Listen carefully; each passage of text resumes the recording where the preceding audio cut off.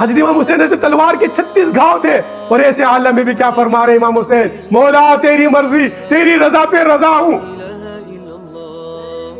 سردار ندار در دست یزید حقا کے بنا الہ الہ است حسین. وہ لا الہ الا اللہ کے لیے حسین نے تو اپنی آل کو قربان کیا. آج کہتے جی پاکستان کا مطلب کیا، لا الہ الا اللہ. اب لا الہ الا اللہ کا مطلب یہ کہ عورتوں کو لا کے روڈوں پہ نچا. لا الہ الا اللہ کا مطلب ہے کہ یہ جو ہے نا یہ گانے گا کے روڈوں پہ گدھوں کی طرح آوازیں نکال. یہ پاکستان اس واسطے بنا تھا.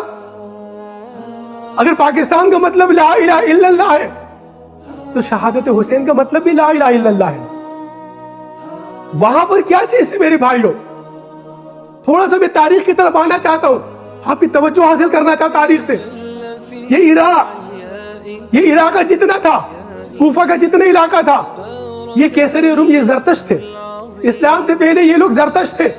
یہ ظاہری حکومت، یہ ظاہری علماء، یہ ظاہری دنیا کی پرستش تھی ان کے سامنے. یہ زرتشت پارسیوں نسل تھے. یہ زرتشت کی عبادت کیا کرتے؟ آنکھ کے پجاری تھے.